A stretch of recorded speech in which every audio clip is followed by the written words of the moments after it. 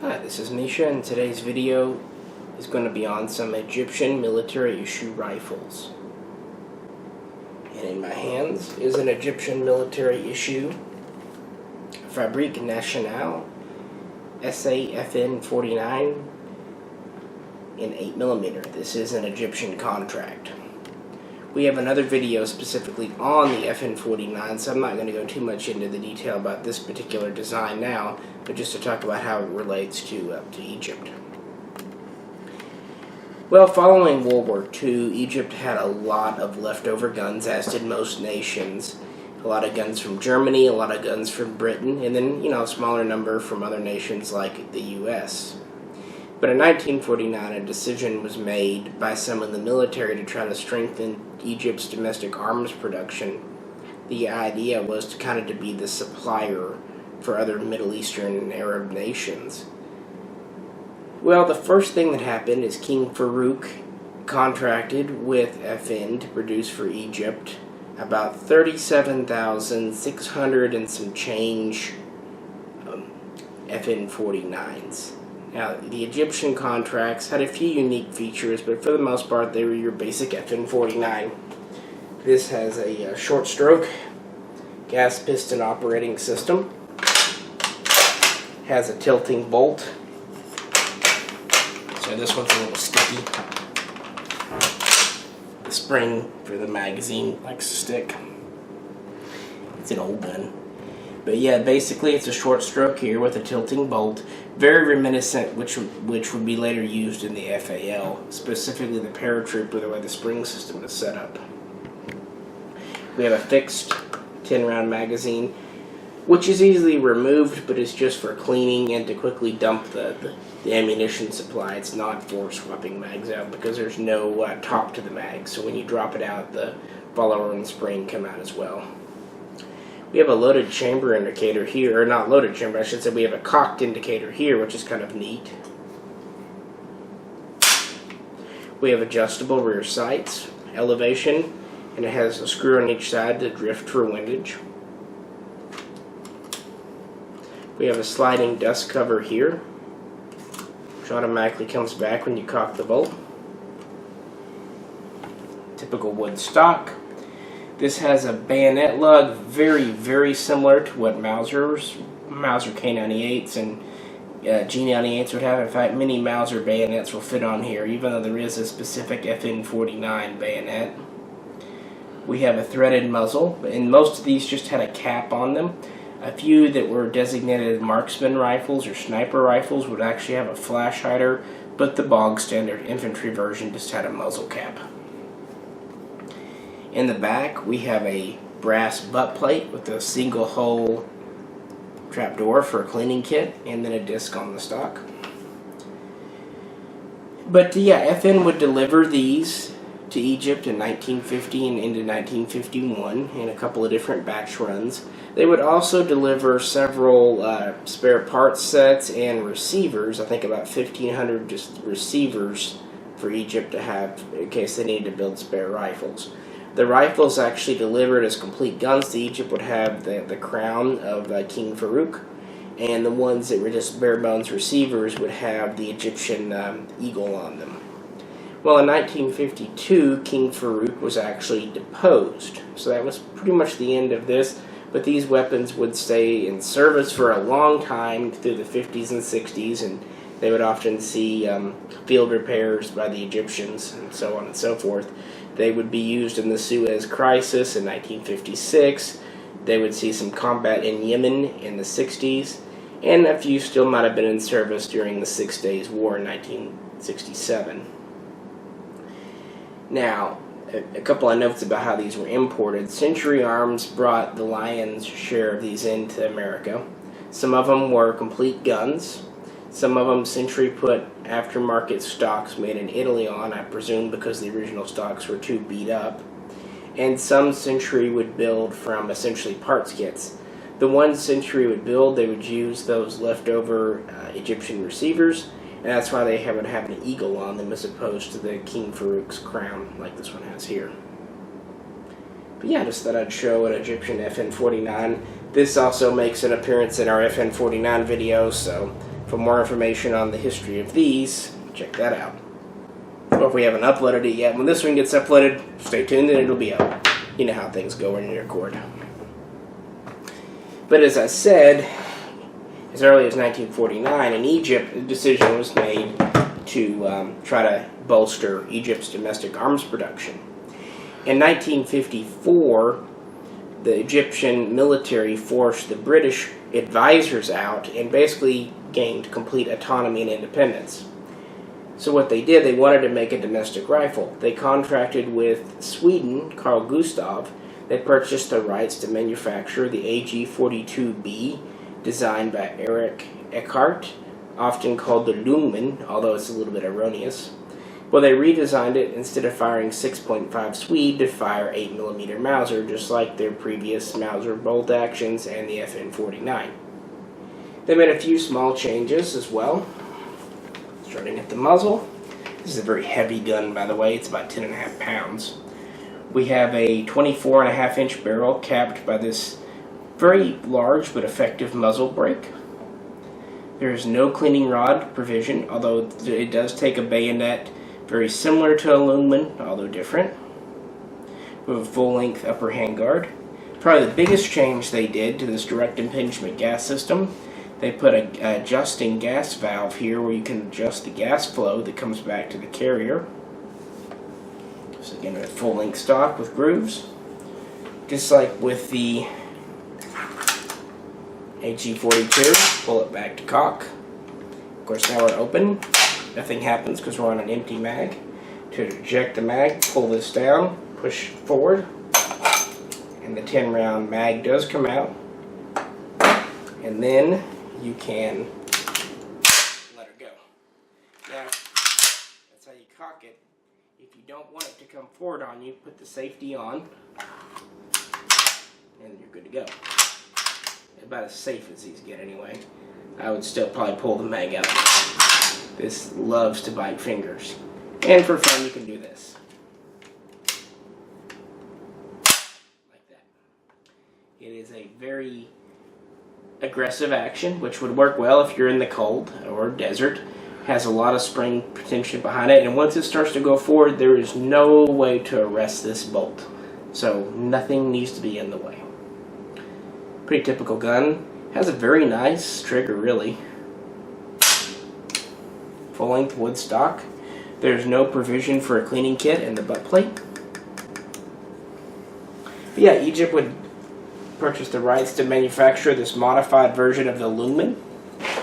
And they would go into production, at least pre-production models. I've seen dates as early as 1955. I don't know if that's really a little early, but they were definitely in production by the late 50s, and I've seen guns dated as late as about 1962. They would make about 70,000 of these, so actually more than double what Sweden would make for the original Lungman. These would see combat throughout the 60s, especially in Yemen, the Six-Day War, and into the Yom Kippur War of 1973 against Israel. And they proved themselves very durable and reliable. The name Hakim that was given is really Egyptian for judge or traditional doctor or healer, and just kind of one of those traditional type names. They didn't seem like they gave model designations, at least I was never able to find one for this weapon. But is very Egyptian, and they shoot really well. Because of their weight, 8mm Mauser is very tame out of this gun. Really, its only detraction is its very kind of catchy cocking system.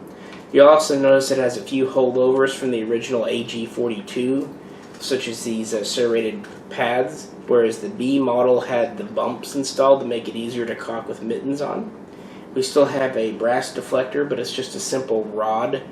I've seen a couple of these that have a rubber bumper on here, but the majority of the Egyptians I've seen just have the steel, so I'm not sure exactly if the ones with the bumpers are original or if they were Swedish parts that were added. It really doesn't matter. But these are intended to be topped off by 5-round Mauser stripper clips. Your guide is here. But definitely an interesting gun and a neat surplus gun that still doesn't go for a lot of money even today. And a lot of them are in really quite good shape. Field stripping is very easy on these as well. It's a very simple gun. Again, you just have a direct impingement gas system, a tilting bolt, very much like the AG42 Lungman. We have a video on Swedish rifles. If you're more interested in the history of the Lungman, please check that out. Alright, we'll move on. And to go along with the 8mm Hakim, eventually Factory 54 in Egypt would produce the Rasheed, or Rashid, which seems to just be a proper name. It doesn't have any definitive meaning that I could find in Egyptian, or Arabic, I should say. But we have a shooting video on this one, and it shot very well for us. It's actually quite light recoiling. And it really is just a scaled down Hakim to fire 7.62x39 Soviet. We've got a 20.5-inch barrel, 14x1 left hand threaded for devices, as presumably a blank fire device. We have an SKS style folding bayonet. It weighs about 9 pounds and a quarter, so a little bit lighter, but it's still a hefty gun for what it is. We still have a 10-round detachable mag, although it's much smaller. We still have an adjustable gas system, still direct impingement, of course. They have simplified cocking. We've gone to a non-reciprocating handle on the side as opposed to the rather risky Lungman style. That's probably an improvement, so good on them. Still have a solid steel butt plate. But from about, well, starting around 1960, 1961, probably running through the mid-60s, Factory 54 produced about 8,000 of these. Really, by the time they were coming into service, the AK was also coming online. Very much a similar story to what happened to the SKS rifle. It's kind of an interim step. Still, some did see military service, and quite a few of these Rashid saw Egyptian police service.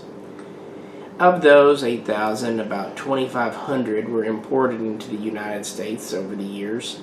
Interestingly, before they could be classified as CNR and all that, some of them that were brought in had to have their bayonets removed because they had too many evil features. They were being imported during the assault weapons ban era, and since they had a detachable mag, a threaded muzzle, and a bayonet, they had one too many features. But later on, they worked around that, which is a good thing, because the ones that had the neutered bayonets are just shameful. Yeah, the Rashid is a very neat little Egyptian gun, and it's really the last iteration of what was originally the Lungman, designed by Eric Eckhart. And yeah, like I said, we have a shooting video of it, so if you want to see it in action, check that out. There's just not a heck of a lot to say about these. They were in Egyptian military service quite briefly, and very much mirrored the SKS in performance and size and weight and everything else. What really limited the Rashid's usefulness, though, was the Egyptian produced version of the Kalashnikov.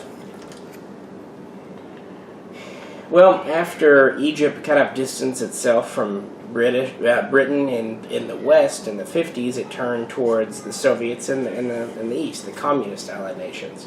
It wasn't long before they set up AKM production at Factory 54, and by the mid-60s, Egypt was producing a very close copy of the Egyptian AKM. I mean, they still use laminated furniture with the reinforcing pins, just like Russia used. They still used a paint over part finish. We have a 16-inch cold hammer forged chrome line barrel. Really, just very close copies. The pistol grips were a little different. That's about it. The slings were a little different, as you can see. Not quite Russian style, but very, very close. Well, in 1972, Anwar Sadat actually kicked the Soviet advisors out of Egypt. And in 1973, Egypt started to kind of grow close to the West again. Now, up until this point, the Factory 54 had Russian tooling to produce the AKM, but also Russian advisors. But those advisors, along with several other military advisors, got kicked out as Egypt began to distance itself from the Soviet Union. A lot of this had to do with how they perceived their treatment by the Soviets throughout a lot of the Israeli conflicts and things. You know, it's a lot of political stuff, and actually a very interesting story, but probably not something to get into for a gun video. But needless to say, the Russians left, but they still left an AK production line in Egypt, and they continue to produce their AK. For Egyptian military service, they called this the Misr, M-I-S-R, which is basically Egypt, and for export and police use, they called it the ARM. Well, in 1982, Steyr of USA imported 2,000 of these, and then in 1989, they were subject to the Bush import ban. In 1993, two companies, Pars and Intric, started importing the Maadi rifles from Egypt, and they would both end in 1995. There would be a few different versions. Both would import the ARM with the 16-inch barrel, and they would also import a longer barrel version, sometimes called the RPM and other times the RML. Now, these were not RPKs because even though it was a 20-inch barrel, it was still a light barrel. But these are all good guns. They came in with standard high-capacity mag wells. They came in with thumbhole stocks, and some of them came in with threaded muzzles and a nut simply tack welded in the place. Hello. How you doing? Please move along about your business. Whatever your business might be. Anyway, so that was that, 1995. In 97, Century Arms would pick up the mantle and import the gun under its name of Misr. These would originally be very similar, except they would not have threaded barrels. They would have the threads turned off. And then in 1998, they introduced the Misr 10 because of new changing gun legislation, which no longer allowed high-capacity mag wells on imported guns. The final version was the Misr SA, which was imported from 1999 till about 2001. And the Misr SA, again, returned to a pistol grip and a high-cap mag well, but it had to have 922R parts and all that. It still did not have a threaded muzzle because this was during the assault weapons ban. I'm kind of rushing through this because we also have a shooting video on the Maadi, but it didn't seem right to bring out the other Egyptian guns and then not bring it out because it is a really good representation of a Russian AKM, and these are no longer imported, so they're starting to become collectible. This one here was imported in 1995 by Intric, and is pretty much an example of exactly what was brought in. As I say in the other video, the only ones to really avoid are the Misr 90s, which were basically Chinese parts kits crammed onto Egyptian receivers, and they're just a dog's breakfast and just a complete mashup of parts, and just avoid them. That's the best thing I can say. This is an Egyptian mag in it, 30 rounds. We also have over here an Egyptian Mag Pouch. It holds 3 mags and has 2 large pockets, one on each side for oilers or other gear. Pretty standard combat gear, really. Nothing real special there. But yeah, the Egyptian rifles. For their handguns, they mostly used either Italian Berettas or Helwan copies of Italian Berettas. They would originally use the 1951, and then later they would go to a version of the 92S. And we have a Beretta handguns video if you're interested in those. But anyway, just thought we'd kind of briefly talk about Egyptian guns. If you have any questions, comments, please post them below. And as always, we really appreciate you tuning in.